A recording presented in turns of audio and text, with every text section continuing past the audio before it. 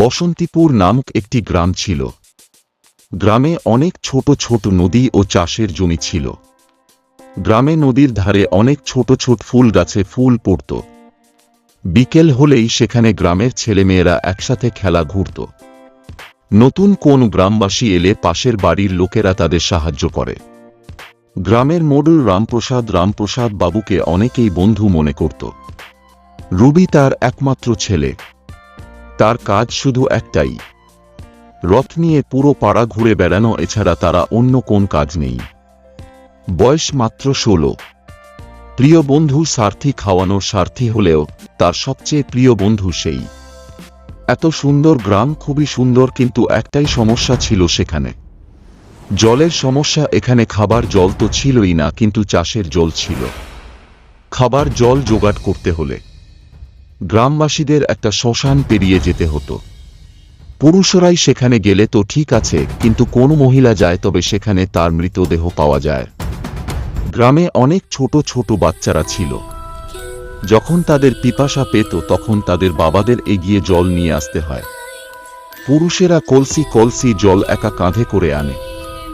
যদিও গ্রামের এই ছোট্ট সমস্যা, তা নিয়ে আজ পর্যন্ত কোন কথা হয়নি।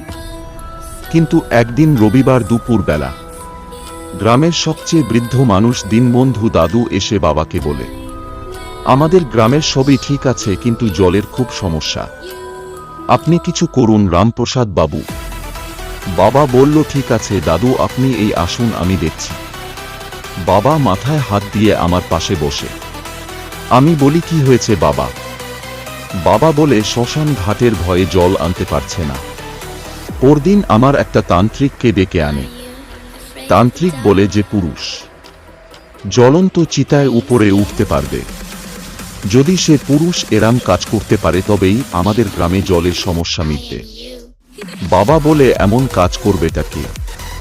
আমি হাত বাড়িয়ে বলি, বাবা আমি। বাবা কথাটা শুনে থমকে গেলেন। না না, তোর এমন কি বা বয়স হয়েছে? তুই এই কাজ করতে যাবি কেন? তুই বাবা যাস না। আমি বাবার চোখে চোখ দিয়ে বললাম, আমাদের এই গ্রামকে বাঁচাতে হলে এই কাজটা আমাকে করতেই হবে। রাত 12:30 আমি সেই শ্মশানে গেলাম। গ্রামের 40 কিংবা 50 লোক ওখানে দাঁড়িয়েছিল। কিতা রেডি করাই ছিল। আমি এক পা দু পা করে সিরকি এগিয়ে গেলাম। তান্ত্রিক বাবার পাশে দাঁড়িয়েছিল, চোখ বন্ধ করে কি মন্ত্র বিড়বিড় করছে। আমি চিতায় উঠতে যাব এমন সময় আমার গলা কেউ চাপড়ে ধরে। কিন্তু তান্ত্রিকের মন্ত্রীর ফলে আমার কষ্ট কম হয়। তান্ত্রিক জোরে জোরে মন্ত্র পড়তে থাকি, চারিদিকে কালবৈশাখীর মতো ঝড় ওঠে। চিতার কাঠ এদিক ওদিক উড়ে যেতে থাকে। আগুন ধরানোই যাচ্ছিল না। এই মুহূর্তের মধ্যে একটি কাঠ উড়ে গিয়ে তান্ত্রিকের মাথায় লাগে। তান্ত্রিক ওখানে পড়ে যায় ও জ্ঞান হারিয়ে ফেলি। এখন আমার ভীষণ কষ্ট হচ্ছিল। এমন সময় আমাদের গ্রামের মন্দিরে পুরোহিত সেখানে হাজির। ওখানে শুধু একটা পুরোই ছিল না, ওখানে কমপক্ষে 5 কিংবা 6টা পুরোহিত দাঁড়িয়ে একসাথে মন্ত্র পড়তে থাকে। ওম নমস্তুতে ভূত পেতে নষ্ট হবার, এরকম কিছু মন্ত্র পড়তে থাকে। তখনই আমি জ্ঞান হারিয়ে ফেলি। আমার চোখ 1 সপ্তাহ পর খুলি। বাবারা বলে যে তুই যখন জীবন দান করতে যাচ্ছিলিস তখন 7টা ব্রাহ্মণ এসে একসাথে মন্ত্র পড়তে শুরু করে, যার কারণে সমস্ত ভূত ওখানে ভস্ম হয়ে যায়। তখন থেকে আমাদের চাষবাসে সুন্দর হয়ে ওঠে, মন্দিরে ঘণ্টা বাজে, বাগানে ফুল ফোটে।